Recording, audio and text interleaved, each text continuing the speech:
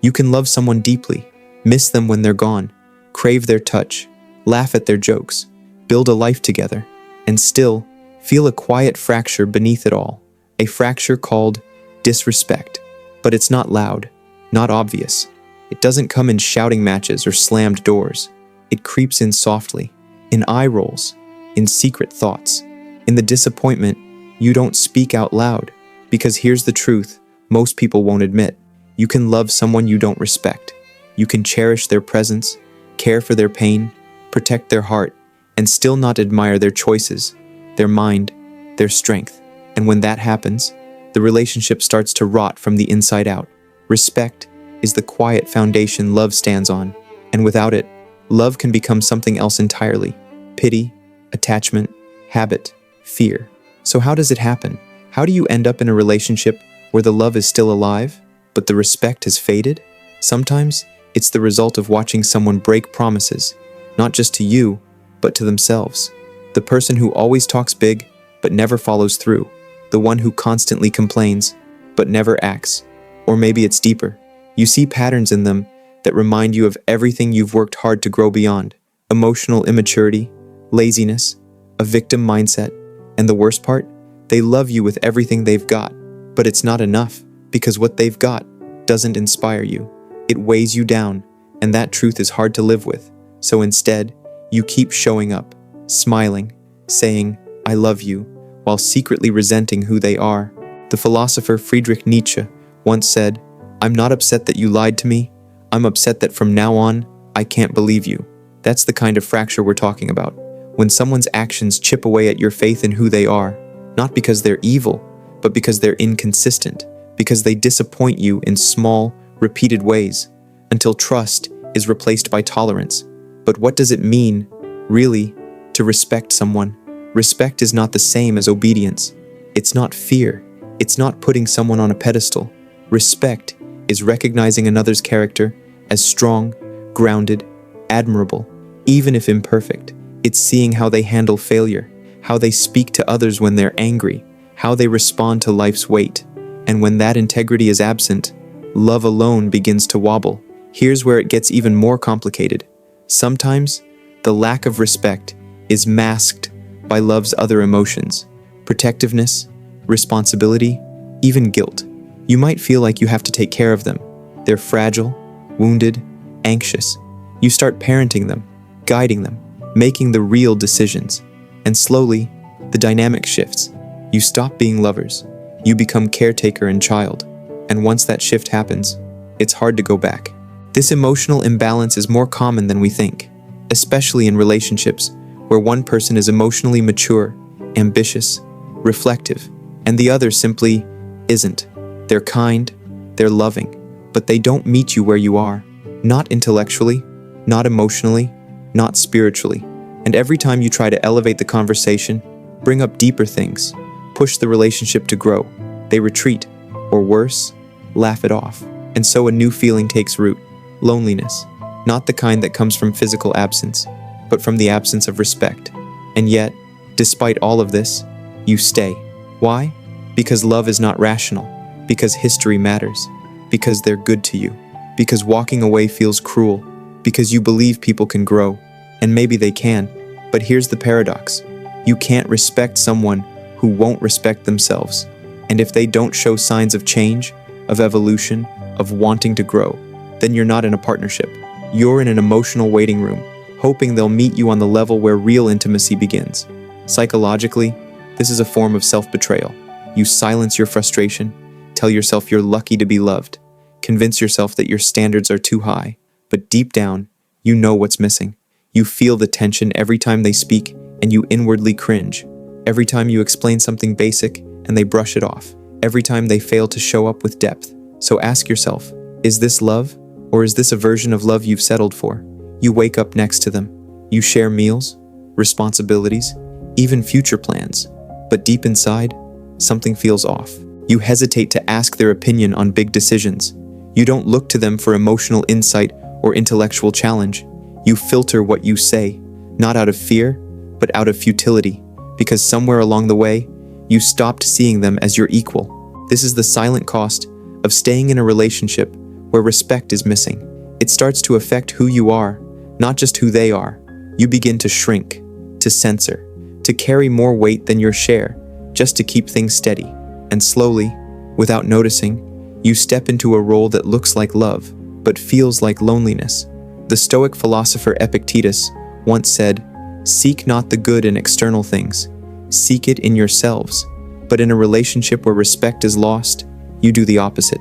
You keep hoping they'll become better, smarter, stronger, more disciplined, more insightful. You wait for them to grow up, even if they're already grown. And in doing so, you put your own growth on pause.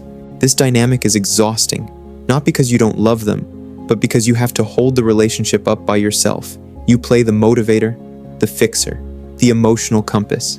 And even if they're kind, generous, affectionate, it starts to feel like love, without gravity. Beautiful words, but no weight behind them. So why is respect so crucial? Because without it, love has no depth. It becomes performance, routine, and worst of all, resentment. Resentment is not loud at first. It's subtle.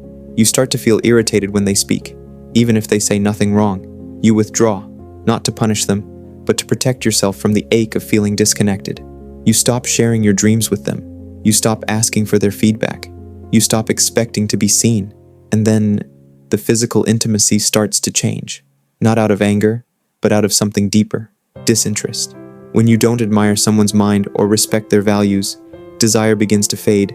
You might still have sex, but it feels like going through the motions, because desire, real desire, requires admiration. This doesn't mean they're a bad person. Often, they're not. They may be loyal, sweet, supportive in many ways, but they don't challenge you. They don't inspire you. And deep down, they don't hold your gaze in the way someone you admire would. This is where most relationships get stuck, because when you express your frustrations, they don't understand. But I love you. I've been here for you. I haven't done anything wrong. And they're right, in a way. They haven't hurt you intentionally. But that's not the point. The hurt doesn't come from betrayal. It comes from disconnection, from the quiet heartbreak of feeling unseen, from realizing the person you love is not someone you respect, and that maybe they never were. That realization is brutal, because it forces you to confront your own choices. Why did you stay? Why did you ignore the red flags? Was it because they made you feel safe? Because they adored you? Because being loved, even without respect, felt better than being alone? This is where psychology and philosophy meet. Psychologically, we may settle in these dynamics because they replicate something familiar. A parent we had to carry, a partner we had to fix, a belief that we don't deserve to be with someone we admire. So we play it safe, stay small, avoid the risk of asking for more. Philosophically, however, the question becomes, what is love without respect? Can it grow? Can it sustain us? Or is it just comfort dressed up as connection? The philosopher Immanuel Kant believed that love without respect is incomplete. He wrote, "Respect is the basis of moral love. Without it, love becomes indulgence."